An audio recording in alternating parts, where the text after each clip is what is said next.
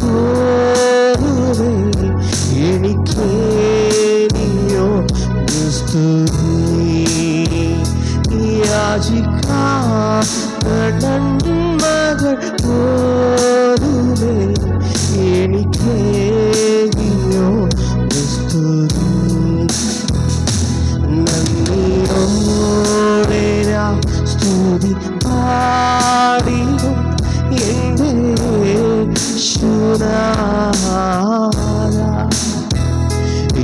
എനിക്കായി ചെയ്തൊരു നന്മയ്ക്കും എന്നും നന്ദി ചൊല്ലുന്നു നന്ദിയോടെ നാം തുതി പാടുവേ എൻ്റെ യേശുരാജനേ எனக்கா நீ செய்த நன்மைக்கா இன்றும் நன்றி சொல்லிடுவேன் எனக்கா நீ செய்த நன்மைக்கா இன்றும் நன்றி சொல்லிடுவேன். அல்லேலூயா. கரங்களை தட்டி கர்த்தரை மைப்படுத்துவோம். ஆமென். அல்லேலூயா. இன்றைக்கு ஆராதனைக்கு வந்திருக்கிற உங்கள் ஒவ்வொருவரையும் இயேசுவின் நாமத்திலே வரவேற்கிறேன். இன்றைக்கு துளிர்க்கும் சுக வாழ்வு என்கிற தலைப்பிலே கர்த்தருடைய வார்த்தையை கேட்கப் போகிறோம். எல்லாரும் சொல்லுங்க, துளிர்க்கும் சுக வாழ்வு. ஏசாயா 58 அதிகாரம் 8வது வசனம். ஏசாயா 58 அதிகாரம் 8. அப்பொழுது விடியற்கால வெளுப்பை போல உன் வெளிச்சம் எழும்பி உன் சுகவாழ்வு சீக்கிரத்திலே துளிர்த்து நீதி உனக்கு முன்னாலே செல்லும். கர்த்தருடைய மகிமை உன்னாய் பின்னாலே காக்கும். ஹல்லேலூயா. உன் சுகவாழ்வு சீக்கிரத்தில் துளிர்க்கும். ஹல்லேலூயா. சீக்கிரத்திலே நியாயம் செய்கிறவர் உங்கள் சுகவாழ்வை சீக்கிரத்தில் என்ன பண்ணுவார்? துளிர்க்க பண்ணுவார். எத்தனை பேர் விசுவாசிக்கிறீங்க? ஹல்லேலூயா. ஆமென். அருமையானவர்களே, சுக வாழ்வு என்று சொல்லும்போது வெல்த் லைஃப். ஆமாம், எல்லாரும் சொல்லுங்க, வெல்த் லைஃப். எல்லாருக்கும் வெல்த்தும் வேணும், ஹெல்த்தும் வேணும். இது ரெண்டும் நமக்கு ரொம்ப முக்கியம். வெல்த்தும் தருவார், ஹெல்த்தும் தருவார். ஹல்லேலூயா சொல்லுங்க. அதுக்கு பேர் தான் என்னது? சுகவாழ்வு. இப்போ சுகவாழ்வை என்ன செய்ய பண்ணுவாராம்? துளிர்க்க செய்வேன் என்று கர்த்தர் சொல்லுகிறார். அல்லேலூயா. ஒருவேளை அந்த சுகவாழ்வு நம்முடைய வாழ்க்கையில் துளிர்க்காமல் பாருங்க. துளிர்த்தல் என்றால் என்ன? ஒரு செடி துளிர்த்ததென்றால் அது வளரப்போகுதுன்னு அர்த்தம். அல்லேலூயா. நீங்கள் ஒரு முருங்கை மரத்து குச்சியை வெட்டி வைக்கிறீங்க, அது இப்போ என்ன செய்கிறது? துளிர்க்கிறது. அது துளிர்க்க ஆரம்பித்தா என்ன செய்ய போகுது? வளரப்போகிறது. வளர்ந்து அப்புறம் முருங்கைக்காயை தரப்போகிறது. அதுபோல் உன்னுடைய சுகவாழ்வு என்ன செய்ய போகிறது? துளிர்க்க போகிறது. அப்படி துளிர்க்கும் போது அந்த சுகவாழ்வு நமக்கு ஆசீர்வாதமான வாழ்வாய் மாறப்போகிறது. ஹல்லேலூயா. அருமையானவர்களே, பாலைவனத்திலே இஸ்ரவேலர் மக்கள் நடந்து வரும்போது அது இஸ்ரவேலின் சபை என்று வேதம் சொல்லுகிறது. அந்த சபையிலே சில வாக்குவாதங்கள் உண்டாயிற்று என்றும் வேதம் சொல்லுகிறது. அவங்க என்ன பண்ணாங்கன்னா, ஆரோன் மோசே மட்டும்தான் எங்களை நடத்தணுமா, நாங்கள் தலைவர் ஆகக்கூடாதா அப்படின்னு கலகம் பண்ணினார்கள். கலகத்தின் ஆவி இஸ்ரேல் மக்களுக்குள்ளே உள்ள போயிடுச்சு. கலகத்தின் ஆவி வந்த உடனே இப்போ என்னாச்சு அப்படின்னா, அப்போ மோசே சொன்னால் 12 கோத்திரத்தினுடைய பெயரையும் ஒரு கோலை வெட்டி அதில் என்ன செய்ய வேண்டும்? எழுத வேண்டும். இல்லை, யார் நல்லவங்கன்னு கண்டுபிடிச்சிடலாம், யார் கலகம் பண்ணுறாங்கன்னு கண்டுபிடிச்சிடலாம். ஹல்லேலூயா. 12 நாமங்கள், 12 கொப்புகளை வெட்டி அதில் 12 நாமங்களை எழுதி எங்கே வைத்தார்கள்? ஆசரிப்பு கூடார, ஆமென், மகா பரிசுத்த ஸ்தலத்தில் என்ன செய்தார்கள்? வைத்தார்கள். காலையில் போய் பார்த்தா அங்கே ஆரோனின் கோல் துளிர்த்திருந்தது. ஹல்லேலூயா. அழைக்கப்பட்டவனுடைய கோல் துளிர்க்கும். சொல்லுங்க. கர்த்தர் ஒரு மனிதனை அழைத்திருந்தால் அந்த மனிதனை எத்தனை பேர் பட்டு போக வச்சாலும் அது பட்டு போகாது. அவனுடைய கோல் துளிர்க்கும். ஹல்லேலூயா. ஆமென். நான் இந்த 37 வருஷமா பார்க்கிறேன், நிறைய பேர் என்ன படம் வைக்க பார்க்குறாங்க, ஆனால் கர்த்தர் என்ன துளிர்க்க வச்சுக்கிட்டே இருக்கிறாரு. ஏன்னா என்கிட்ட இருக்கிறது திறமை இல்லை, அழைப்பு. ஹல்லேலூயா. அதே போலதான் கர்த்தர் உங்களையும் அழைத்திருக்கிறார். அந்த அழைப்பு உங்க மேல இருந்தா நீங்க பட்டு போகவே மாட்டீர்கள். ஹல்லேலூயா. ஒரு 3 மாசத்துக்கு முன்னாடி ஒரு பாஸ்டர் என்கிட்ட, எங்க வீட்டில் நிறைய கப்பக்கிழங்கு இருக்கு, 2 கம்பு கொண்டு வரட்டுமான்னாரு. கொண்டு வந்தாரு. அதை ஆஃபீஸ் ரூம்லேயே வச்சுட்டேன். 2 மாதம் ஓடிடுச்சு. 2.5 மாதம் கழிந்து அது கொஞ்சம் காஞ்சி வந்துருச்சு. அதில் ஒரு கொம்பு 3 கம்பு அதில் ஊனி வச்சேன் பாருங்க. ஆனால் அதில் 1 ரொம்ப அழகாக தழுத்துருச்சு. ஏன்னா நான் சின்ன வயதில் நிறைய கப்பை போட்டிருக்கேன் பாருங்க. அப்போ அது பட்டு போனது மாதிரி தான் இருந்தது. ஆனால் அதுக்குள்ளே என்ன இருந்திருக்கிறது? உயிர் இருந்திருக்கிறது. அது ரொம்ப அருமையாய் துளிர்த்து விட்டது. நான் சொல்கிறேன், உங்கள் வாழ்க்கையும் பட்டு போகிறது மாதிரி தெரியலாம், ஆனால் கொஞ்சம் உயிர் இருந்தால் போதும், கர்த்தர் உங்களை துளிர்க்க வச்சிருவார். ஹல்லேலூயா. ஆமென். பட்ட மரம் என்ன செய்ய ஆரம்பிக்கும்? துளிர்த்து பச்சை மரமாய் மாறுகிறோம். அதனால தான் ஆண்டவர் சொல்கிறாரு, நீங்கள் யாரும் பட்ட மரம் நீ சொல்லாதீங்க. ஒரு ஒரு ஊழியக்காரர் இப்படி ஒரு பாடல் எழுதியிருந்தார். இந்த பச்சை மரத்திற்கு இத்தனை பாடென்றால் இந்த பட்ட மரத்திற்கு எத்தனை பாடுகளோ. இயேசுவே இயேசுவே, நான் பட்ட மரம் சுட்ட மரம் நம்பினவர்கள் விட்ட மரம் அப்படின்னு ஒரு பாடல் எழுதி ரிலீஸ் பண்ணார். ஆனால் அதை எப்படி நம்ம பாட முடியும்? அது அவருக்கு பொருத்தமான பாடல். ஏனென்றால் அவர் 2 கண்ணும் பார்வை இல்லாதவர். அவர் சொல்றாரு, இயேசுவே நான் பட்ட மரம், நான் சுட்ட மரம், மனிதர்கள் கைவிட்ட மரம். நீங்கள் அப்படி பாட முடியுமா? ஆமாம். நம்ம பட்ட மரமாக இருந்தால் நம்மளை துளிர்க்க வைக்கிற ஒரு தேவன் இருக்கார். ஒரு அல்லேலூயா சொல்லுங்க. நான் சொல்கிறேன், உங்கள் கோலும் துளிர்க்கும்.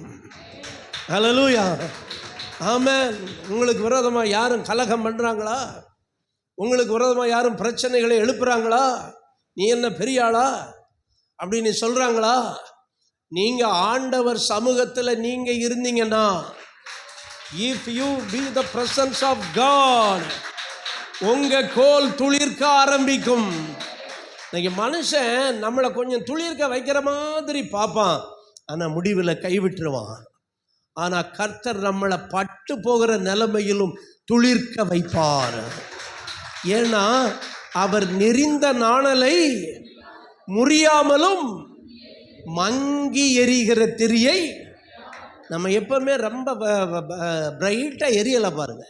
சில நேரம் 100 வாட்ஸில் எரியிறோம்.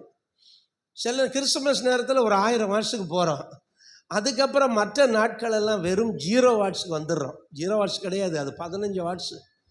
நம்மளை தப்பாக சொல்லி வச்சுட்டானுங்க 0 வாட்ஸுன்னு. அப்புறம் தான் நான் கண்டுபிடிச்சேன், அதென்ன வாட்ஸு 0 வாட்ஸுன்னு. நான் நிறைய பேர்கிட்ட கேட்டபோது அது 15 வாட்ஸ். ஆனால் இப்போ இந்த எல்இடி லைட் வந்த பிறகு அது வாட்ஸ் ரொம்ப குறைவாக இருக்கிறது. அருமையானவர்களே, தேவன் நம்ம பட்டு போகிறவர்களாக இருந்தாலும் மங்கி எறிந்து கொண்டிருந்தாலும் அந்த மங்கி எறிகிற திரி அவர் என்ன செய்ய மாட்டாராம்? அணைக்க மாட்டார். நெறிந்த நாணலை, அதாவது முறிந்து தொங்கிக்கிட்டு இருக்கிற நாணலை முறித்து போட மாட்டார், மறுபடியும் நேராக வைத்து கெட்டுவார். ஹல்லேலூயா. அதுதான் நம்முடைய தேவன். அதான் அவர் சொல்றாரு, உன் கோல் என்ன செய்யும்?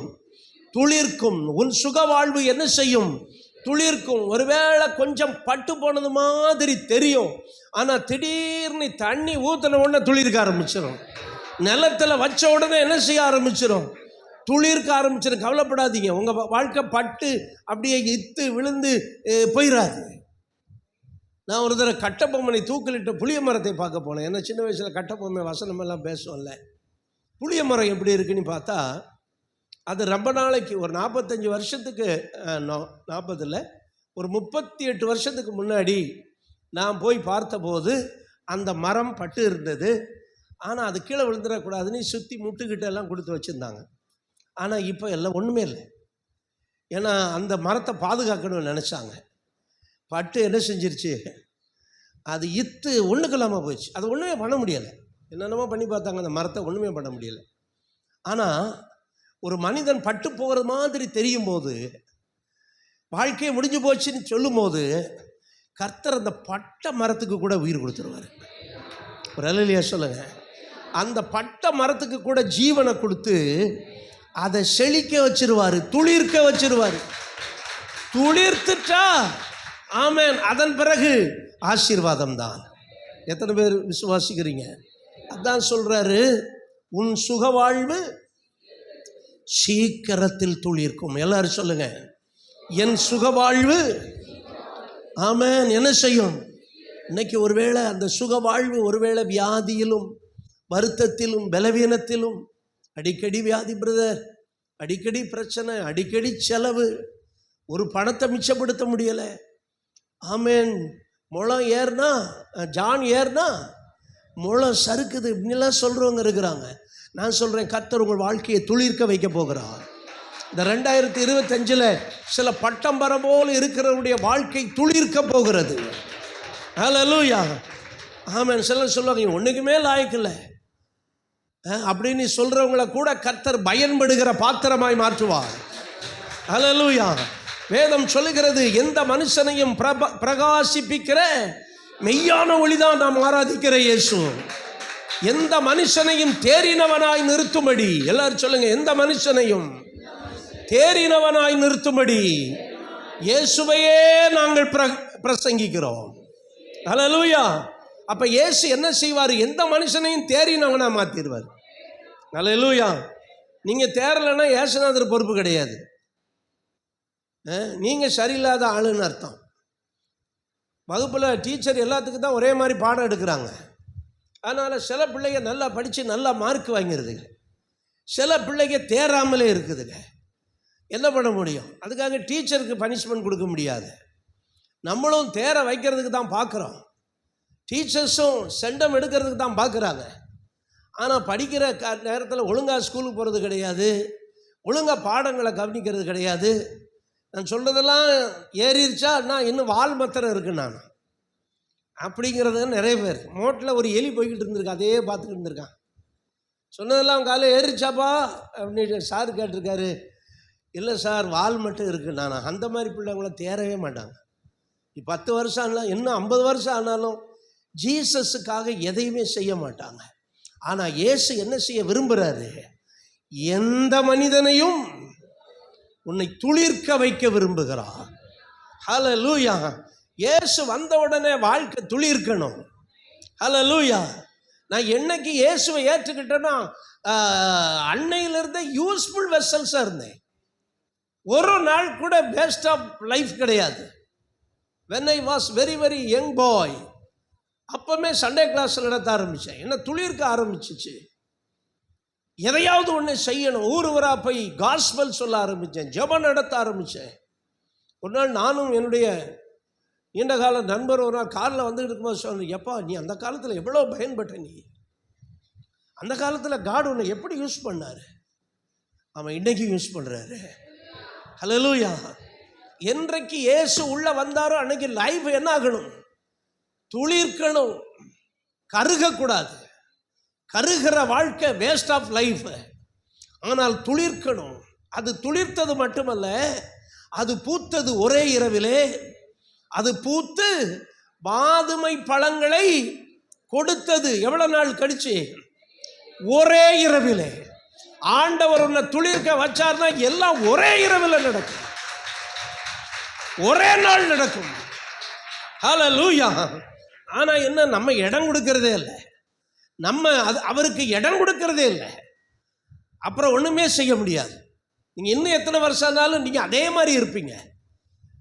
க்ரோவிங் இருக்காது, ஃப்ரூட் லைஃப் இருக்காது. சுக வாழ்வு என்ன செய்ய வேண்டும்? துளிர்க்க வேண்டும். அல்லேலூயா. அருமையானவர்களே, இந்த சுக வாழ்வை குறித்து 3 காரியங்களை சொல்லி முடிக்க போகிறேன். ஒன்று, அந்த சுக வாழ்வு, ஆமென். இப்போ கர்த்தர் என்ன சொல்றாரு நீ பாருங்க, சமாதான வாழ்வு. எல்லாரும் சொல்லுங்க, சுக வாழ்வுன்னா என்ன அர்த்தம்? the peaceful life. hallelujah, ஆமென். லேவியராகமத்தின் புத்தகம் 25ஆம் அதிகாரம் 18வது வசனம். லேவியராகமம் 25ஆம் அதிகாரம் 18வது வசனம் என்ன சொல்றார்? என் கட்டளைகளின்படி செய்து என் நியமங்களை கைக்கொண்டு அவைகளின்படி நடக்க கடவீர்கள், அப்பொழுது தேசத்திலே சுகமாய் குடியிருப்பீர்கள். எல்லாரும் சொல்லுங்க, தேசத்திலே. எந்த தேசத்தில்? நீங்க எங்க இருக்கீங்க? எந்த தேசத்தில் இருக்கிறீங்க?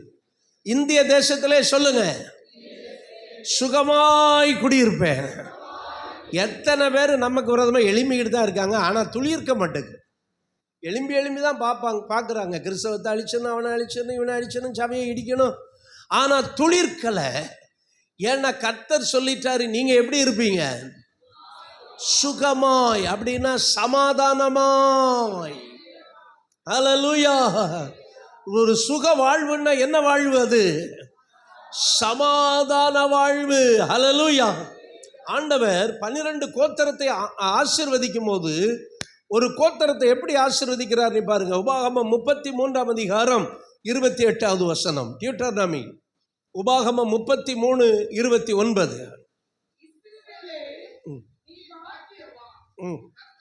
28. இஸ்ரவேல் சுகமாய் தனித்து வாசம் பண்ணுவான், யாக்கோபின் ஊற்றானது தானியமும் திராட்சரசமும் உள்ள தேசத்திலே இருக்கும், அவருடைய பானமும் பனியை கொடுக்கும். அல்லேலூயா. சுகமாக இருக்கும்படி கர்த்தர் வைக்கிறார். யாக்கோபு எப்படி, இஸ்ரவேல் எப்படி இருப்பானா? சுகமாய் தனித்து வாசம் பண்ணுவான். கர்த்தர் உங்களுடைய வாழ்க்கையிலே சமாதானத்தை கொடுத்து ஆசீர்வதிக்க போகிறார். சுக வாழ்வு என்று சொல்லும் போது என்ன வாழ்வு? அது சமாதான வாழ்வு. ஹல்லேலூயா. ஆமென். ஏசாயா 32ஆம் அதிகாரம் 18வது வசனம். ஏசாயா 32:18 என்ன சொல்றாரு பாருங்க. ஆமென். அவர் என் ஜனம் சமாதான தாவரங்களிலும் நிலையான வாசஸ்தலங்களிலும் அமைதியாய் தங்கும். எல்லாரும் சொல்லுங்க, அமைதியாய், மன அமைதியாய். பீஸ்ஃபுல் லைஃபை கர்த்தர் உங்களுக்கு கொடுக்கிறாரு. பிரச்சனை எவ்வளவு இருந்தாலும் you will be, amen, peaceful. Hallelujah. நீங்கள் சமாதானமாய் இருப்பீர்கள். 1000 பிரச்சனை இல்லாத உலகத்தில் நம்ம இல்லை. நாளைக்கு என்ன பிரச்சனை நமக்கு தெரியாது. ஆனால் கர்த்தர் அவ்வளவு பிரச்சனை மத்தியிலும் உங்களை சமாதானமாய் இருக்க பண்ணுவார். கர்த்தர் சொல்றாரு, என் ஜனங்கள் சமாதான தாவரங்களிலும் நிலையான வாசஸ்தலங்களிலும். ஆமென். ஹல்லேலூயா. அதனால தான் பவுல் எபேசுக்கு எழுதும்போது 4ஆம் அதிகாரம் 7வது வசனத்தில் என்ன சொல்றாரு? எல்லா புத்திக்கும் மேலான தேவ சமாதானம் உங்கள் இருதயங்களையும் சிந்தைகளையும் கிறிஸ்து இயேசுக்குள்ள என்ன செய்யட்டும்? எல்லா புத்திக்கும் மேலான சமாதானம். எல்லாரும் சொல்லுங்க பார்க்கலாம். அப்படின்னா எல்லா ஞானம், எல்லா அறிவுக்கு மேலே ஒரு தேவ சமாதானம் இருக்கிறது.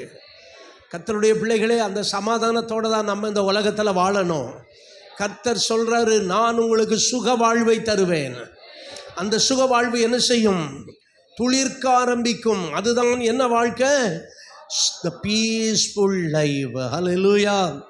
1000 பிரச்சனை வெளியில் இருந்தாலும் ஆண்டவர் அவருடைய பிள்ளைகளுக்கு ஒரு சமாதான வாழ்க்கையை தருகிறார். 1000 பேர்கள் ஆறுதல் சொன்னால் ஆறுதலாகுமா? இந்த உலகமே என்னை நேசித்தாலும் நேசம் ஈடாகுமா? உமை போல நேசிக்க யாருண்டு உலகில்?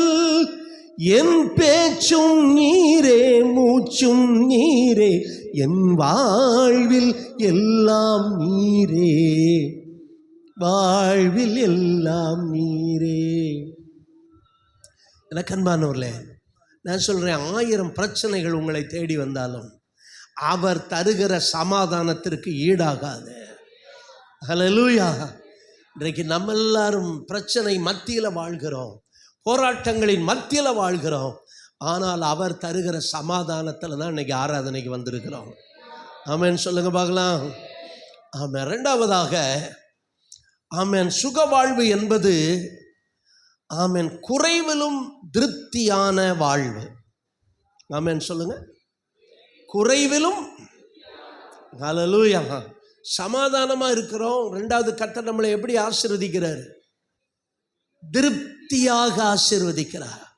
நம்முடைய வாழ்க்கையிலே ஒருவேளை பல குறைவுகள் இருக்கலாம், ஆனால் அதன் மத்தியிலும் நாம் திருப்தி உள்ளவர்கள். 2 ராஜாக்களின் புத்தகம் 4ஆம் அதிகாரத்தில் ஒரு சம்பவத்தை வாசிக்கிறோம். கவனிங்க. அங்கே எலிசா ஒரு வீட்டிற்கு போகிறான். ஆமென். சூனேம் என்கிற வீட்டிற்கு போகும்போது அங்கே ஒரு வீட்டிலே தங்குகிறான். அந்த வீட்டுக்காரங்க எலிசாவுக்கு நல்ல உபசரம் பண்ணி ஒரு ரூம் எல்லாம் கட்டி கொடுத்து ஒரு மேஜை குத்து விளக்கெல்லாம் வைத்து, நம்மளுடைய வந்து போகிற தேவனுடைய மனுஷர் தீர்க்கதரிசியாக இருக்கிறாரு, அவர் இங்கே இருக்கட்டும், நல்லா சாப்பிடட்டும் அப்படின்னு சொல்லி அவங்க நல்ல வசதியானவங்க போயிருக்கு. அந்த ஊரில் மாடியில் ஒரு ரூமையே கட்டி என்ன செஞ்சிட்டாங்க, ஊழியக்காரனு கொடுத்துட்டாங்க. ஒரு நாள் எலிசா கேட்குறான், எப்பா அதை தான் நீங்கள் வாசிங்க. ஆமென் ஹல்லேலூயா. கேயாசை நோக்கி என் அவளை அழைத்து கொண்டு வந்தாள். அவன் கேயாசியை பார்த்து, நீ விசாரித்து வருகிறாயே, உனக்கு என்ன செய்யணும்?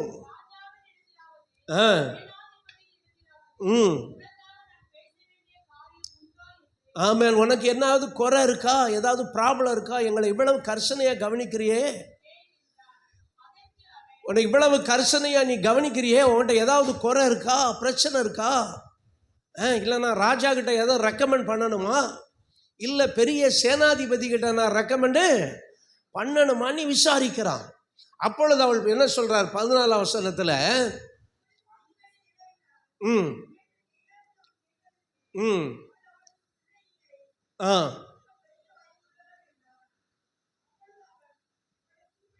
அவளை கூப்பிடு என்றான்.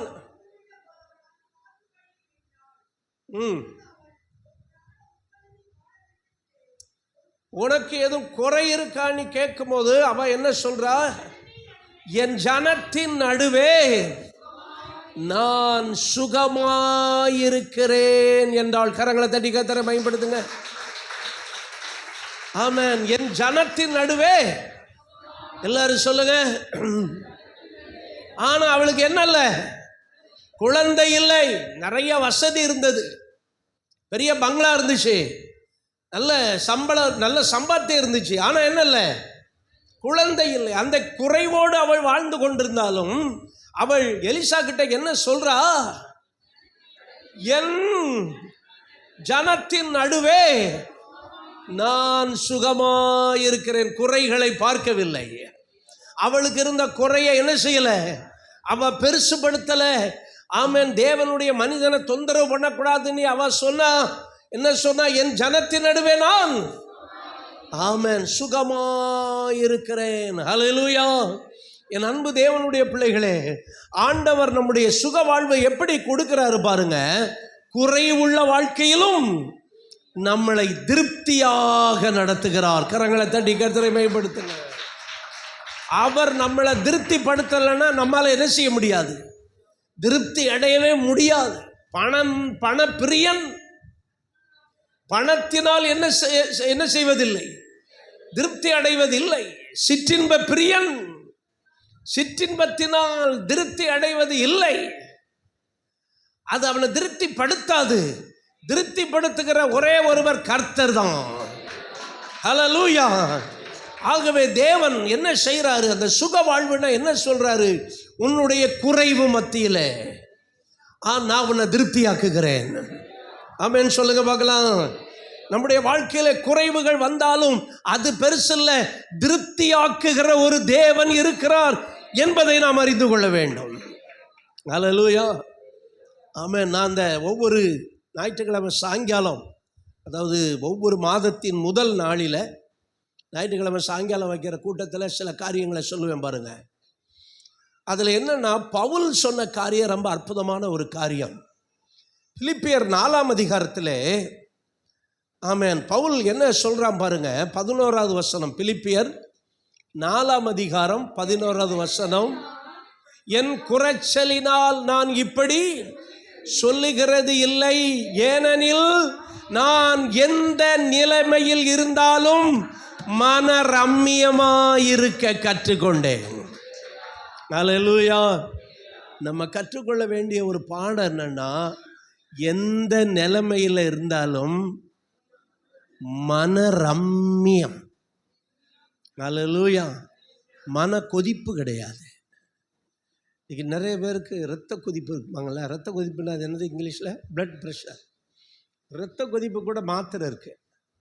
ஆனால் மன கொதிப்புக்கு என்ன மாத்திரை இருக்கு? அவர் தான் அந்த இடத்துல நம்மளை ஆறுதல் படுத்துகிறவர். சிலருடைய மனசு கொதிச்சுக்கிட்டே இருக்கும் பாருங்க. அப்படியே கொதிச்சுக்கிட்டு இருக்குன்னா, நீங்கள் தண்ணியை வச்ச உடனே, அந்த தண்ணி வச்ச உடனே எப்படி தான் இருக்கும்? அமைதியாக இருக்கும். ஆனால் சூடு ஏற ஏற என்ன செய்யாது? அது மாதிரி சிலருடைய வாழ்க்கையில் சில சூடு ஏற ஏற என்ன ஆரம்பிச்சிருது? மன கொதிப்பு வந்துடுது. பிரச்சனைகள் வேற ஏற கொதிப்பு வந்துடுது, கவலை வந்துடுது. அதனால் ப்ரெஷர் வருகிறது. அருமையானவர்களே, ஆனால் பவுலுக்கிட்ட நம்ம ஒரு பாடம் கற்றுக்கொள்ளணும். என்ன பாடம்? எந்த நிலையில் இருந்தாலும் சொல்லுங்க, நான் எந்த நிலைமையில் இருந்தாலும். ஆமாம், எல்லாரும் சொல்லுங்க வாய் திறந்து. எதை கற்றுக்கொண்டேன்? மன ரம்மியமாக இருக்கிறத கற்றுட்டோன்னா வாழ்க்கையில் நம்ம 95% வெற்றி அடைஞ்சிட்டோம். எந்த நிலைமையில் இருந்தாலும்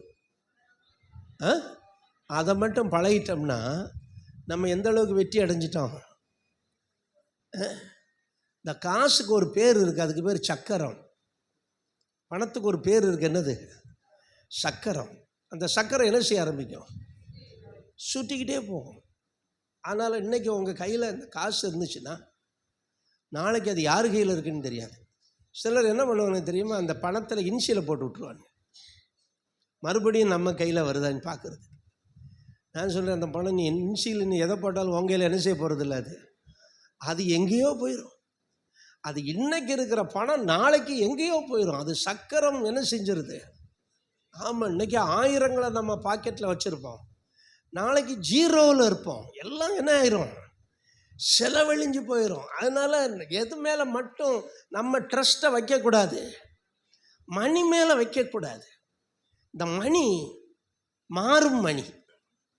ஹல்லேலூயா. அது உருளும் மணி, அது பெறலும் மணி. இன்னைக்கு லட்சாதிபதியாக இருப்பான், நாளைக்கு பிச்சாதிபதி ஆயிடுவான். இன்னைக்கு கொடீஸ்வரனாக இருப்பான், நாளைக்கு கெடீஸ்வரனாக மாறிடுவான்.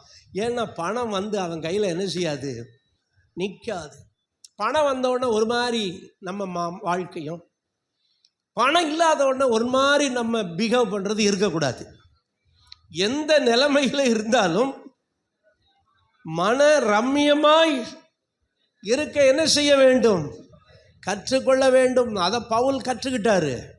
ஏன்னா ஊழியத்தில் எப்பவும் எல்லாரும் நம்மளை புகழ மாட்டாங்க, பாராட்ட மாட்டாங்க, பணம் கொடுக்க மாட்டாங்க. ஆனால் சிலர கையில் காசு இருக்காது. ஆனாலும் எந்த நிலைமையில் இருந்தாலும் எப்படி இருக்க வேண்டும்? ஆமென். நான் சொல்கிறான் பாருங்க, வாழ்ந்திருக்கவும் எனக்கு தெரியும், தாழ்ந்திருக்கவும் எனக்கு தெரியும், எல்லா விதத்திலும் திருப்தியாயிருக்கவும், பட்டினியாயிருக்கவும், பரிபூரணப்படவும் போதிக்கப்பட்டேன். இன்னைக்கு சில செழிப்பு பிரசங்கர் இருக்கானுங்க பாருங்க. அவன் எப்படிக்கு எதுக்கு போதிக்கப்பட்டானா? சில நேரம் எப்படியா இருக்க வேண்டிய சூழ்நிலை வந்துருது. பட்டினியா இருக்கவும் பரிபூரணம், இன்னொரு பக்கம் பரிபூரணம். ஒரு நாள் பிரியாணி, இன்னொரு நாள் வெறும் கஞ்சி, நோ ப்ராப்ளம். நம்ம எல்லாத்தையுமே என்ன பண்ணிக்கணும்? அக்செப்ட் பண்ணிக்கணும். வீட்டில் வைக்கிறத திங்கணும்.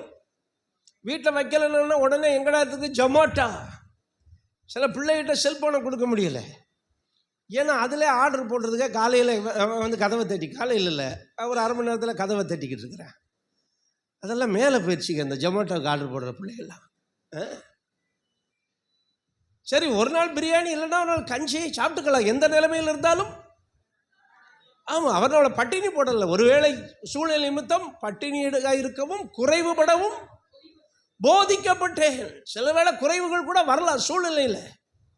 கடையெல்லாம் நீங்கள் எங்கேயாவது ஒரு ஊருக்கு போய் இருக்கிறீங்க, கடையெல்லாம் அடைச்சிட்டானி வைங்க, ஒரு பிரச்சனை இல்லை. என்ன பண்ணுவீங்க?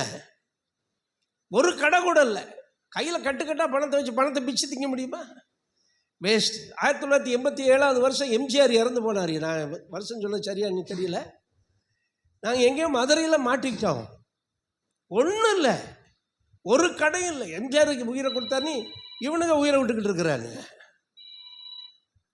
உயிரை நிறைய பேர் உயிரை விடுறான், நிறைய பேர் மொட்டை அடிக்கிறான். கடைகளே இல்லை, பெரிய பிரச்சனை. என்ன பண்ண முடியும்? பட்டினியாக இருக்கவும் குறைவுபடவும் போதிக்கப்பட்டேன். அப்போ இந்த மாதிரி சூழ்நிலைகள் எந்த சூழ்நிலையிலும் எப்படியா இருக்க வேண்டும்? மன ரம்மியமாயிருக்க வேண்டும். அதுக்கு நான் என்ன செய்யப்பட்டேன்? போதிக்கப்பட்டேன். நம்ம கிறிஸ்மஸ் காலமாக இருக்கிறதுனால அந்த கிறிஸ்மஸ் சாப்டரில் பார்த்தீங்கன்னா லூக்கா 1 அதிகாரம் தான் நமக்கு ரொம்ப பெஸ்ட். 1, 2 அதிகாரங்கள். அதில் 1 அதிகாரத்தில் லூக்கா எழுதும்போது ஒரு கப்பிள்ஸை அறிமுகப்படுத்துவார். அந்த கப்பிள்ஸ் பேர் என்னது? சகரியா, எலிசபெத். ஹல்லேலூயா. ஆனால் அவன் ஒரு பிரீஸ்ட், அவன் ஒரு ஆசாரியன். அவனுடைய வாழ்க்கையில் பாருங்க, லூக்கா 1, 6, 7 வாசிங்க. கர்த்தரிட்ட சகல கற்பனைகளின்படியையும் நியமங்களின்படியையும் குற்றமற்றவர்களாய் நடந்து தேவனுக்கு முன்பாக இருந்தார்கள். எலிசபெத் மலடியாயிருந்து இருந்தபடியால் அவர்களுக்கு பிள்ளைகள் இல்லாதிருந்தது. இருவரும் வயது சென்றவர்களாயும் இருந்தார்கள். பாருங்க, இவங்க எப்படி இருக்கிறாங்க? குறைவோடு இருந்தாலும் அவங்க கர்த்தரிட்ட சகல கற்பனைகளின்படியையும் நியமங்களின்படியையும் குற்றமற்றவர்களாய் நடந்தார்கள். அவங்க அதை பார்க்கல. ஹல்லேலூயா. அவங்க இன்னைக்கு மோகன் சில் ஆசர்ஸ் கமெண்ட்ஸ் என்ன போடுவாங்க தெரியுமா? உனக்கே குழந்தை இல்லை, நீ எப்படி குழந்தைக்காக ஜெபம் பண்ணுறாம்பாங்க. அவங்க மனைவிக்கு சோம் இல்லைன்னு அப்பல்லோவில் கொண்டு வந்து வச்சாங்க. அப்போ நிறைய பேர் கமெண்ட்ஸ் போடுறாங்க, யூடியூப்லேயே போடுறாங்க. எத்தனை பேருக்கு நீ சோமாக்குறேன்னு சொல்கிற? நீ அப்போ உன் மனைவியை சோமாக்க வேண்டியதானே? இயேசுநாதரை சிலுவையிலிருந்து இறங்கி வர சொன்னது மாதிரி. அருமையான தேவன் ஒவ்வொருவருக்கும் சில நேரத்தில் சில குறைவுகளை அனுபவித்திருக்கிறார். ஆனால் அவைகள் ஒரு மனிதனுடைய சமாதானத்தை கெடுத்து விடுவதில்லை. அவைகள் இருந்தாலும் அவர்கள் கர்த்தரிட்ட சகல கற்பனையின்படியையும் சகல நியமங்களின்படியையும் நடந்து. சிலர் சொல்லுவாங்க, எனக்கு என்ன ஆண்டவர் அற்புதமாக செஞ்சிருக்கிறாரு, ஏதோ கடமைக்காக ஒரு ஆராதனைக்கு வர்றேன், வேற எதுலையுமே நான் கலந்து கொள்ள மாட்டேன். இன்னைக்கு சபையில் 100க்கு 80 பேர் அப்படி இருக்கிறாங்க. என்ன எனக்கு ஆண்டவர் செஞ்சிருக்கிறாரு அப்படின்னு கொஸ்டின் கேட்டுக்கிட்டே இருப்பாங்க. ஆனால் இன்னைக்கு வர என்ன உயிரோடு பாதுகாத்தவர். ஹல்லேலூயா. அவர் அண்ணன் தண்ணி கொடுத்து என்னை ஆதரித்து வருகிறவர்.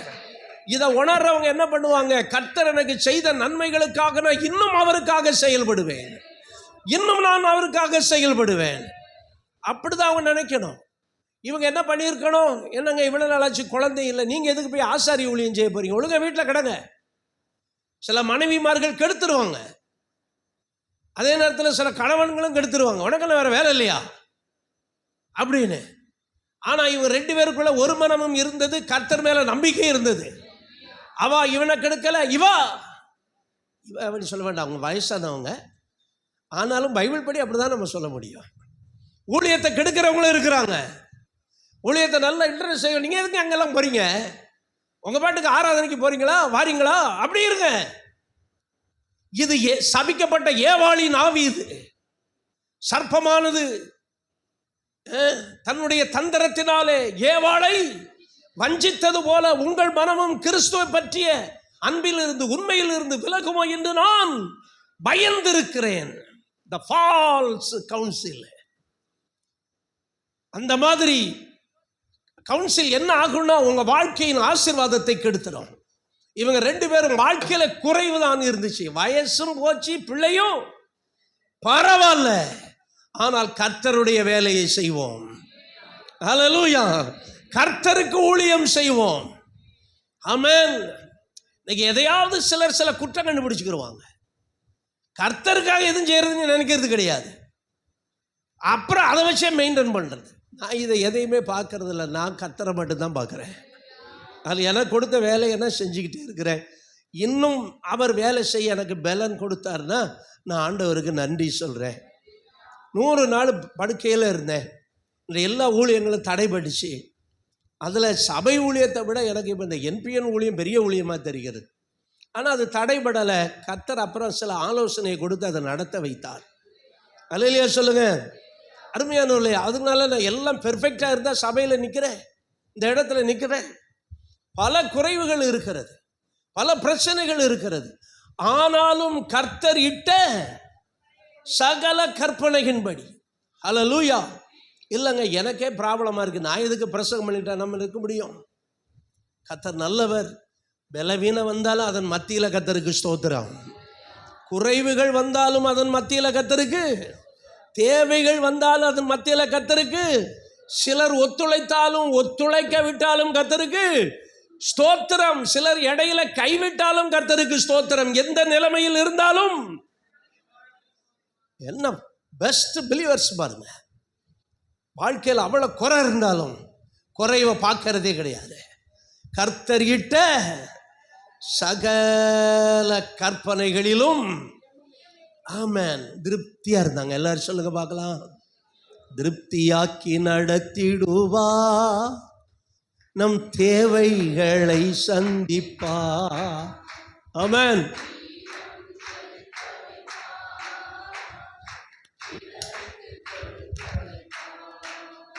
நம்ம ஆமென். ஹல்லேலூயா.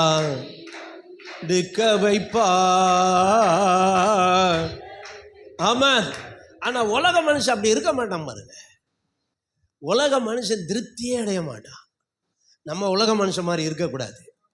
சங்கீதம் 59:15 பார்த்தீங்கன்னா இந்த மனிதர்கள் என்ன செய்கிறாங்களா பாருங்க. சங்கீதம் 59:15 உணவுக்காக அலைந்து திரிந்து திருப்தி அடையாமல் முறுமுறுத்து கொண்டே இருக்கிறார்கள். ஹல்லேலூயா. உலக மனுஷனுக்குடைய அவனுடையதே என்ன? எல்லாத்தையும் முறுமுறுக்கிறது. தண்ணி வந்த உடனே முதலமைச்சர் வந்து நிற்கணும். ஏன் உன் வீட்டை ஒழுங்காக உயர்த்தி கட்டியிருக்கணும். வீட்டை வயக்காட்டில் கொண்டு வீட்டை கட்டிட்டு மழை பெஞ்சு தண்ணி வந்தோன்னா ஓ எங்களை யாரும் கவனிக்க வரவில்லை. எவன் வருவான் உனக்கு? உடனே அரசாங்கம் என்ன இல்லை, சரியில்லை. பஸ் ஆக்சிடென்ட் ஆயிடுச்சு, அரசாங்கம் சரி. எவனோ முன்பகையில் ஒருத்தனை கொண்டுட்டான், கவர்மெண்ட்டு சரியில்லை. என்ன நடந்தாலும் ஃப்ளைட்டு மோதிருச்சு, கவர்மெண்ட்டு சரியில்லை. இவர்கள் எப்ப பார்த்தாலும் முறுமுறுத்து கொண்டே இருப்பார்கள். இது உலக மனிதர்கள். உலக மனிதர்கள் அலைந்து திரிந்து திருப்தி அடையாமல் எப்படி இருப்பாங்க? முறுமுறுத்துக்கிட்டே இருப்பாங்க.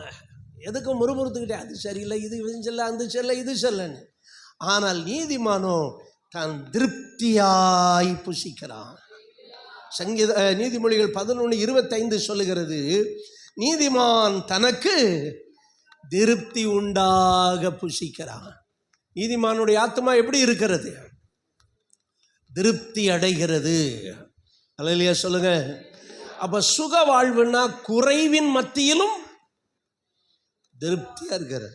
நம்ம பேங்க்ல 10 லட்ச ரூபா நம்ம அக்கௌண்ட்ல இருந்துச்சுன்னா நம்ம திருப்தியா இருக்கிறோம். அது இல்லை, ஒண்ணுமே இல்லாமலும் திருப்தியா இருக்கிறது.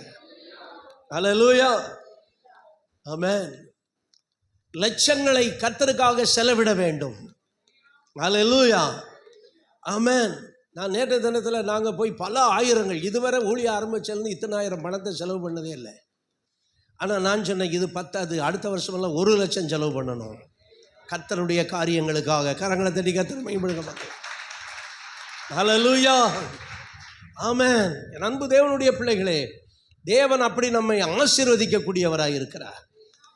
இல்லைனாலும் கர்த்தருக்கு ஸ்தோத்திரம், இல்லைனாலும் கர்த்தருக்கு ஸ்தோத்திரம் பண்ணிக்கிட்டே இருக்கு. அதனால தான் ஒன்றுக்கும் கவலைப்படாமல் எல்லாவற்றுக்கும் என்ன பண்ணுங்க? ஸ்தோத்திரம் பண்ணிக்கிட்டே இருங்க. சிலருக்கு எப்போ பார்த்தாலும் பணம் இருந்துக்கிட்டே இருக்கணும், அப்போ தான் மகிழ்ச்சி இருக்கும். பணம் நம்முடைய மகிழ்ச்சியை தீர்மானிக்கிறது பணம் அல்ல, நம்முடைய மகிழ்ச்சியை தீர்மானிக்கிறது பரிசுத்த ஆவியானவர். ஹல்லேலூயா. நம்முடைய மகிழ்ச்சியை சிலரை பார்த்தீங்கன்னா, சிலரை புகழ்ந்துக்கிட்டே இருக்கணும். புகழ்ந்துக்கிட்டே இருந்தாங்க நீ வைங்க, நகையை கூட கழட்டி கொடுத்துருவாங்க. சம் லேடிஸ் லைக் அவங்க இருக்கிறாங்க, அவங்கள மட்டும் என்ன செஞ்சால் போதும். சில ஊழியர்கள் அப்படி இருக்கிறாங்க. சில கள்ள ஊழியப்படுத்த அவர் ஊழியக்காரர் இப்போ மாட்டிக்கிட்டு முழிக்கிறார். பிரபலமான ஊழியர், அவர் பாட்டெல்லாம் நம்ம பாடுறோம். என்ன பண்ண, பெண்களை புகழ்ந்தால் போதும், அப்படி நயவஞ்சகமாய் புகழ்ந்து புடுங்கிறது. அருமையால, இன்னைக்கு நான் சொல்கிறேன், ஒரு நாள் இந்த புல்பீட்டில் நின்று நயவஞ்சகமாய் நான் இதுவரை யாருக்கிட்டையும் காணிக்க கேட்டதே கிடையாது. அல்லேலூயா, ஆமென். கர்த்தர் ஏவுகிறார், கொடுக்குறாங்க. அல்லேலூயா. நாங்கள் நேற்று காலையில் 4:55 இங்கேருந்து கிளம்பினோம். ஆனால் 5 மணிக்கு ஒரு 5 மினிட்ஸு லேட்டானால் எனக்கு நிறைய ஆசீர்வாதம் கிடச்சிருக்கும். என்னன்னு சொல்கிறேன், 5 மணிக்கு ஒருத்தர் கேட்டுக்கிட்ட நின்று ஃபோன் பண்ணுறாரு. பாஸ்டருடைய கிரெடிட் கார்டை எடுத்துகிட்டு வந்தேன். கிரெடிட் கார்டா டெபிட் கார்டான்னு தெரியல, கடன் வாங்குது என்ன கார்டு, நீங்கள் போய் பர்ச்சேஸ் பண்ணிக்கோங்க, அப்புறம் கார்டை கொண்டு வந்து கொடுத்துருங்க. எவ்வளவு எனக்கு லாஸ் ஆகி போச்சு, 5 நிமிஷம் எனக்கு ஃபோன் பண்ணுறாரு. இந்த கேட்டை பிடிச்சிக்கிட்டு நான் கேட்டுக்கிட்ட நிற்கிறேன். நீங்கள் எங்கே இருக்கிறீங்க? நாங்கள் அப்போ அங்கிட்டு தாண்டிட்டோம், திரும்ப வர முடியாது. நான் அதை ரொம்ப மைண்ட், அவர் கிரெடிட் கார்டு தர்றாரு. இருக்கட்டும் பிரதர், அப்புறமா நீங்கள் கொடுங்க, கர்த்தர் நல்லவர். அல்லேலூயா. உடனே போய் யாராவது கொடுக்கணும், அவனை உடனே போய் பிடிங்கி அந்த பொன் முட்டையிடுற வார்த்தை பிடிங்கி குடலோடு எடுத்தான் பாருங்க. அந்த மாதிரி போய் அந்த மைண்டெல்லாம் எங்கடா கிடைக்கும் பிடுங்குவோம். சிலர் கடன் வாங்குறதுல கில்லாடிகளாக இருப்பாங்க. எங்கே கிடைக்கும், எவனை ஏமாத்தலாம் திரிகிறார்கள், திருப்தி அடையாமல். உணவுக்காக அலைந்து திரிந்து திருப்தி அடையாமல் முறுமுறுத்து கொண்டிருப்பார்கள். தேவனுடைய பிள்ளைகள் ஸ்தோத்திரம் பண்ணிக்கிட்டு இருந்தா போதும். ஹல்லேலூயா. பாருங்க, அதன் பிறகு பாருங்க, நாங்கள் பர்ச்செல்லாம் பண்ணி வந்தோடனே இங்கே பணம் இல்லை, எல்லாமே காலியாகி போச்சு. அப்போ நான் ஐயோ அந்த கார்டை அவர்கிட்ட வாங்கிட்டு வந்துருதா, இத்தனை ஆயிரம் ரூபா நம்ம கிரெடிட் பண்ணியிருக்கலாமே அப்படின்னு நினச்சேன். 5 நிமிஷத்தில் விட்டுவிட்டோமே அப்படின்னு அவரை நினைக்கிறேன். இந்த செல்லில் ஒரு பெல் சத்தம், 2 அந்த மெசேஜ் வர்ற சத்தம் கேட்கிறது. அதில் பார்த்தீங்கன்னா, நான் எவ்வளோ மைண்டில் வச்சுருந்தேனோ அவ்வளோ பணத்தை அவர் கூகுள் பேல அனுப்பியிருந்தார். கரங்களை தட்டி கர்த்தரை மகிமைப்படுத்துங்க பார்க்கலாம். அல்லேலூயா, ஆமென். அருமையானவர்களே, அதுக்காக போய் அதை குடியா, இதை குடியா, இப்படி குடியா, எப்படி குடியா அப்படி நீ பிடுங்கிறதில்ல. அவன் நம்ம திருப்தியாக இருக்கும்போது கர்த்தர் செய்வார். நான் அவரை நினச்ச உடனே வித்தின் செகண்டு, நான் சொல்கிறேன், புல்பீட்டில் இருந்து சொல்கிறேன், ஐயோ அவர்கிட்ட கிரெடிட் கார்டு வாங்கியிருந்தா நல்லா இருந்திருக்குமே அப்படின்னு நினைக்கிறேன். அவர் அனுப்பின பணம் என் மொபைலில் வருது. அல்லேலூயா. அருமையானவர்களே, தேவன் நல்ல தேவன். அல்லேலூயா. நம்முடைய தேவைகளை அறிந்த தேவன். அதற்காக முறுமுறுத்துக்கிட்டு ஐயோ ஐயோ ஐயோ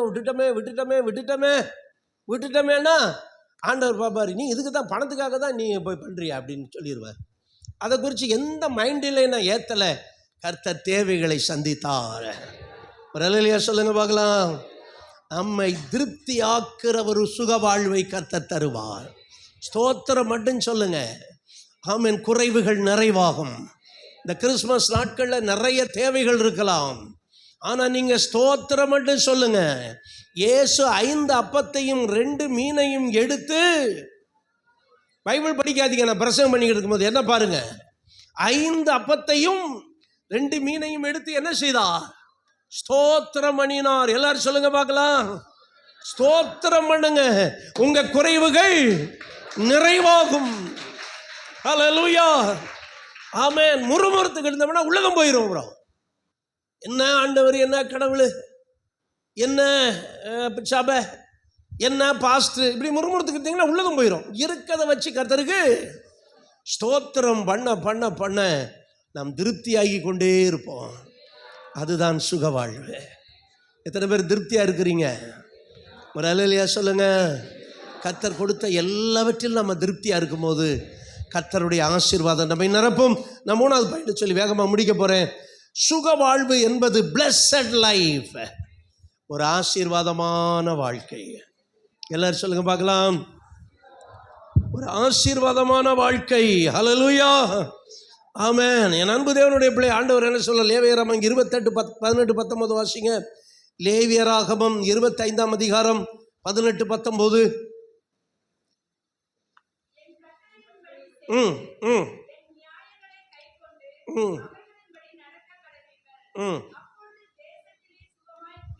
தேசத்தில் சுகமாக குடியிருப்பீர்கள்,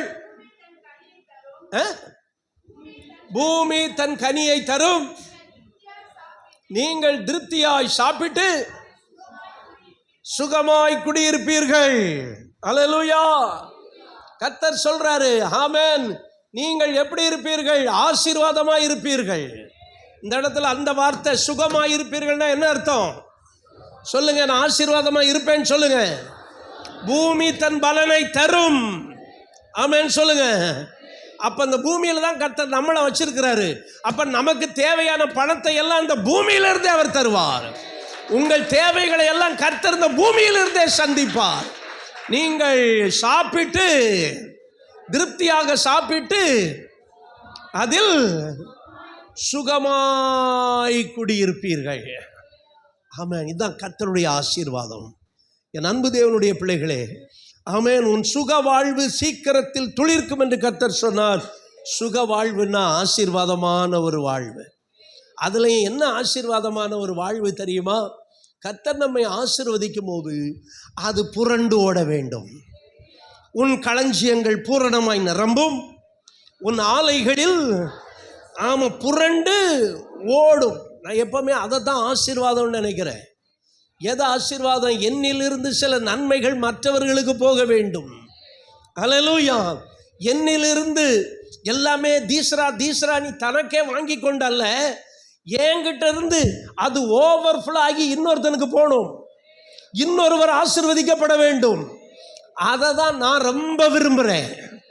அப்படி இல்லாமல் நான் சேர்த்து வைக்கதா இருந்தால் எவ்வளவோ சேர்த்து வைக்கலாம். ஆனால் எனக்குள்ளே கர்த்தர் தருகிற ஆசீர்வாதம் என்ன செய்ய வேண்டும்? ஆமென். பரவி பாய்கின்ற ஆறுகள் நீதானே, நதியோரம் வளருகின்ற. ஹல்லேலூயா. பரவி பாய வேண்டும். எல்லாம் தனக்கு தனக்கு தனக்குங்கிறது கிடையாது. அதில் கொடுக்கறதுல எத்தனை பேருக்கு ஆசை இருக்கு? போன வாரமாக தான் சொன்னேன். எனக்கெல்லாம் ரொம்ப ஆசை என்னென்னா, நமக்கு போகல, நம்மக்கிட்ட இல்லாததை கூட மற்றவங்களுக்கு கொடுக்கணும். நான் எந்த நாளும் போய் இந்த மற்றவங்களுக்கு இன்றைக்கெல்லாம் 120 ஷர்ட் எடுத்திருக்கிறோம். 120க்கு மேலே. என்பிஎனுக்கு மட்டும் 110 ஷர்ட் எடுத்திருக்கேன். ஒரு நாள் எனக்கு ஒரு ஷர்ட் எடுக்கணும்னு எனக்கு ஆசையே இருக்காது. ஐயோ கிறிஸ்துமஸுக்கு எதையா ஜோகிட்ட கேளுங்க, அவன் அதை விட மோசம். அது எதையாவது போட்டுக்கலாம். அந்த ஷர்ட் எடுக்கணும், அதை எடுக்கணும், இதை எடுக்கணும், பணத்தை அப்படி செலவு பண்ணணும். இதுவரை சில நேரம் என்ன பண்ணேன்னா, கீத ஆராதனையை முடிச்சுட்டு ஃபேஷன் வேர்ல்டுக்கு போகிறது. கீத ஆராதனையை முடிச்சுட்டு அன்றைக்கி ஞாயிற்றுக்கிழமை போய் எதையாவது கொண்டு எடுத்து கீழே பேண்ட்டை தைச்சி இல்லாட்டி எதையாவது ஒரு பழைய கோட்டை போட்டுட்டு வந்து நிற்கிறது. அதில் ஒரு ஆர்வம் இல்லை பாருங்கள். ஆனால் அதே நேரத்தில் மற்றவர்களுக்கு கொடுக்க வேண்டும். மற்றவர்களுக்கு இது பெருமைக்காக கிடையாது, அது உள்ளான அன்புனால. ஆமென் சொல்லுங்க. ஆமென். ஆசீர்வாதம் என்பது எனக்கு வச்சு நான் 3 வீடு கட்டிட்டேங்க 4 வீடு கட்டிட்டேங்கிறது இல்லை. என் மூலம் மற்றவர்கள் ஆசீர்வதிக்கப்பட வேண்டும். ஹல்லேலூயா. அதனால தான் ஆண்டவர் ஒரு நாள் கூகுள் மீட்டில் உணர்த்தினார், நீங்கள் இந்த மற்றவங்களுக்கு இதை செய்யணும்னு. அந்த திட்டத்தையும் வைத்திருக்கிறோம். ஹல்லேலூயா. ஆமென். எனக்கு அன்பான தேவனுடைய பிள்ளைகளே, ஆசீர்வாதம் என்றாலே நீங்கள் அனுபவிக்கிறது மட்டும் இல்லை, என்னுடைய நன்மையை மற்றவர்கள் அனுபவிக்க வேண்டும். ஆமென். பசி உள்ளவனுக்கு, அதுக்கு அடுத்த வசனம் இருக்கு பாருங்க. ஆகவே ஆசீர்வதிக்கப்பட்டவர்களாய் நாம் மாற வேண்டும். ஆமென். நிறைய வசனங்களுக்கு டைமில் அதனால கொஞ்சம் சுருக்கிறேன். இப்போ புதிய ஏற்பாட்டிலிருந்து ஒரு வசனத்தை வாசிக்கிற பாருங்க. 2 கொரிந்தியர் 9ஆம் அதிகாரம் 10வது வசனம், ரொம்ப அற்புதமான வசனம். 2 கொரிந்தியர் 9ஆம் அதிகாரம் 10வது வசனம். விதைக்கிறவனுக்கு விதையையும் புசிக்கிறவனுக்கு ஆகாரத்தையும் கொடுக்கிறவர். நல்லா கவனிங்க, செலவு பண்றவனுக்கு பணத்தையும். அதான் அர்த்தம். எல்லாரும் சொல்லுங்க. சேர்த்து வைக்கிறவனுக்கு இல்லை, என்ன பண்றவனுக்கு? செலவு பண்றவனுக்கு பணத்தையும். அதான் புசிக்கிறவனுக்கு விதையையும், விதைக்கிறவனுக்கு விதையையும் புசிக்கிறவனுக்கு ஆகாரத்தையும் கொடுக்கிறவர். உங்களுக்கு விதையை அளித்து அதை பெருக பண்ணி உங்கள் நீதியின் விளைச்சலை பெருக பண்ணுவார். எத்தனை பேர் விசுவாசிக்கிறீங்க? இதுதான் சுகவாழ்வு. ஹல்லேலூயா. இந்த கஞ்சன்க ஆசீர்வதிக்கவே பட மாட்டாங்க. கஞ்சத்தனம் பண்றவங்க மேலும் மேலும் வறுமை அடைவார்கள் என்று வேதம் சொல்லுகிறது. வாரி இறைத்தான், ஏழைகளுக்கு கொடுத்தான், அவன் நீதி என்றென்றைக்கும் நிற்கும், அவன் கொம்பும் மகிமையாய் உயர்த்தப்படும். துன்மார்க்கனோ அதை கண்டு தன் பற்களை கடித்து. ஹல்லேலூயா. இன்னைக்கு 5 ரூபா பிச்சை போடுறது கூட சிலர் யோசிப்பாங்க. ஆண்டவர் சொன்னாரு, தரித்திரர்கள் இருப்பார்கள். தரித்திரர்கள் இல்லாத நாடே கிடையாது. இன்னைக்கு அமெரிக்காவிலே பிச்சை எடுக்கிறான்னு சொல்றாங்க. அமெரிக்கா ஒரு எவ்வளவு லக்ஸுரியான நாடுங்க, அங்கே பிச்சை எடுக்கிறாங்க. அருமையானவர்களே, அதுக்கு தான் கர்த்தர் நம்மளை சபையை வச்சிருக்கிறாரு. ஹல்லேலூயா.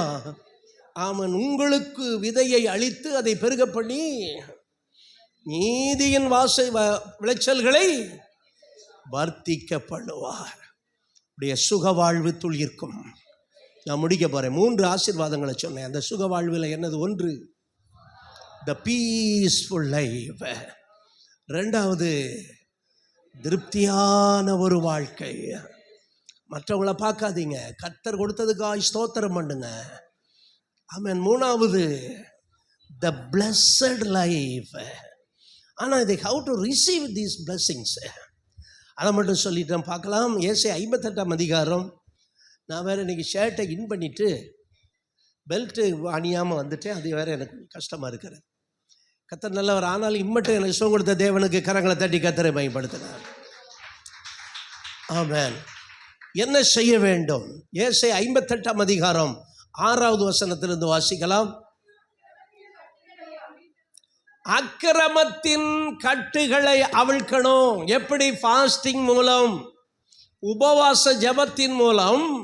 நமக்குள்ள இருக்கிற சில அக்கிரம கட்டு இருக்கும், மற்றவங்களுக்குள்ள இருக்கிற அக்கிரம கட்டு இருக்கும். அக்கிரமத்தின் கட்டுகளை அவிழ்க்கிறதும், நுகத்தடியின் பிணையல்களை ஆமென் விடுவிக்கிறதும், நெருக்கப்பட்டவர்களை நெருக்கப்பட்டவர்களுக்கு. இன்னைக்கு என்ன பண்ணுவோன்னா, உபவாச ஜபமா என் பேர் போட்டாச்சா, இன்னைக்கு எனக்காக ஜெபிப்பேன். ஆனால் இந்த இடத்துல ஃபாஸ்டிங் தான் சொல்றாரு. இந்த இடத்துல நீ எப்படி உபவாசம் இருக்க வேண்டும்? என்னை நோக்கி கூப்பிடுறதில்ல அல்ல. அக்கிரமத்தின் கட்டுகளை என்ன செய்யணும்? உன் மேல அக்கிரமத்தின் கட்டு இருந்தா அதை அவிழ்க்கணும். அதுக்கு உபவாசம் போடணும், ஃபாஸ்டிங் பண்ணணும். நான் எதுக்கு ஃபாஸ்டிங் இருக்கணும்? நான் தான் நல்லா இருக்கிறேன், இருந்துக்கோ. ஆனால் இந்த அக்கிரமத்தின் கட்டு நம்மளை பரலோகத்துக்கு அல்ல நரகத்துக்கு கொண்டு போயிடும். அக்கிரமத்தின் கட்டுகளை அவிழ்க்கிறதும், நுகத்தடிகள் போட்டு அமுக்கிற பாரங்களை நெகிழ்க்கிறதும், நெருக்கப்படுகிறவர்களை அழுது ஜெபிக்கணுங்க ஆத்துமாக்களுக்காக.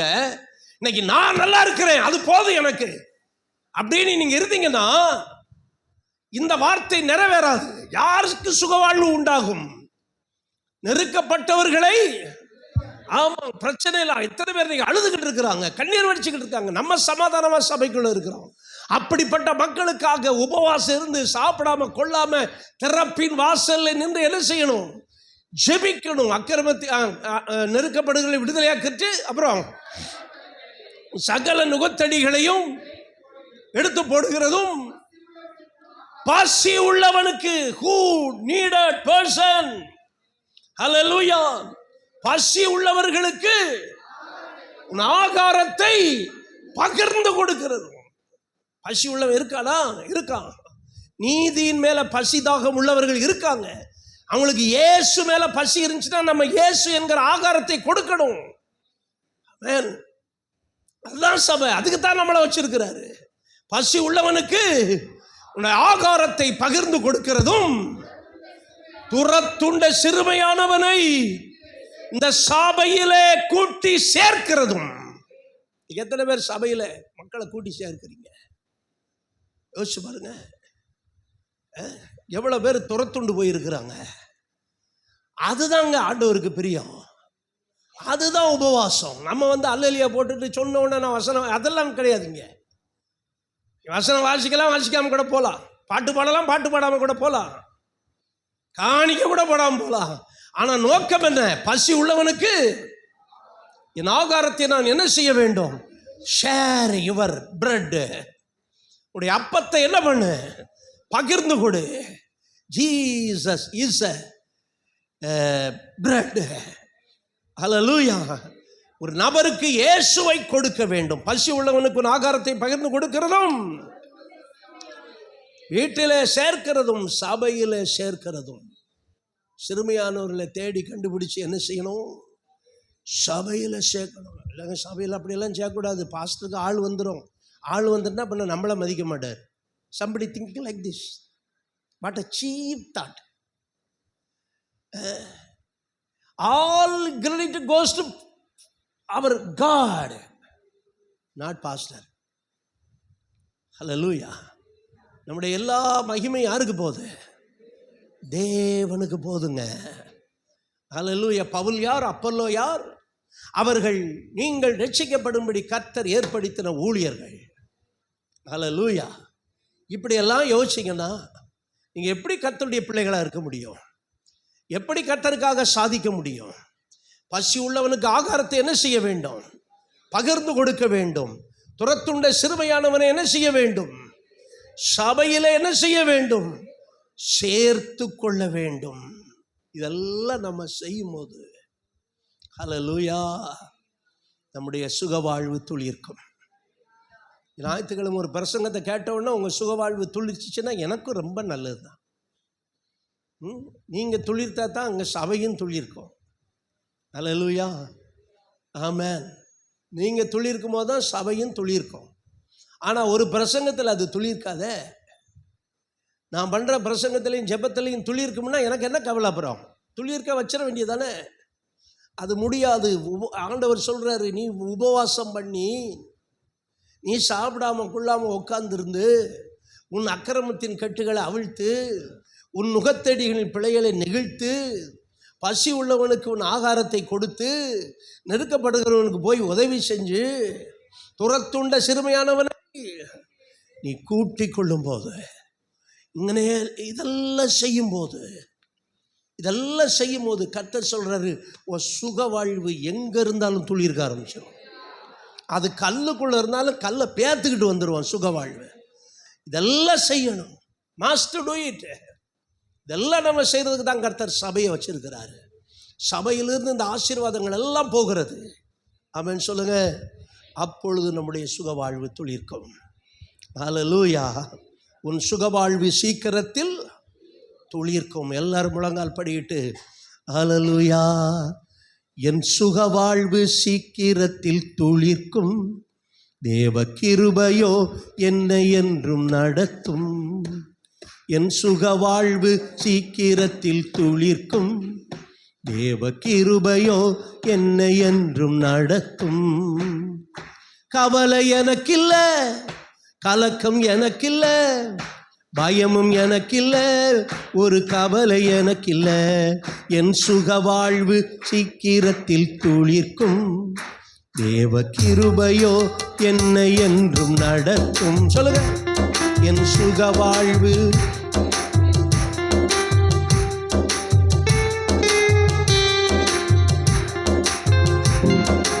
பட்ட மரம் போன்ற வாழ்வு, பூத்து காய் காத்து கனிகள் தந்திடுமே. பட்ட மரம் போன்ற வாழ்வு, பூத்து காய் காய்த்து கனிகள் தந்திடுமே. என் சுக வாழ்வு துளிர்க்கும். தேவ கிருபையோ என்னை என்றும், என் சுக வாழ்வு சீக்கிரத்தில் துளிர்க்கும். என்னை என்றும் நடக்கும். இன்னைக்கு ஒவ்வொருவருடைய சுக வாழ்வும் சீக்கிரத்தில் துளிர்க்கும் என்று கர்த்தர் சொல்லுகிறார். கவலைப்படாதீங்க, காய்ந்து போக மாதிரி தான் இருக்கும், ஆனா திடீர்னு துளிர்க்க வச்சிருவாரு கர்த்தர். நல்ல கரங்களை தட்டி.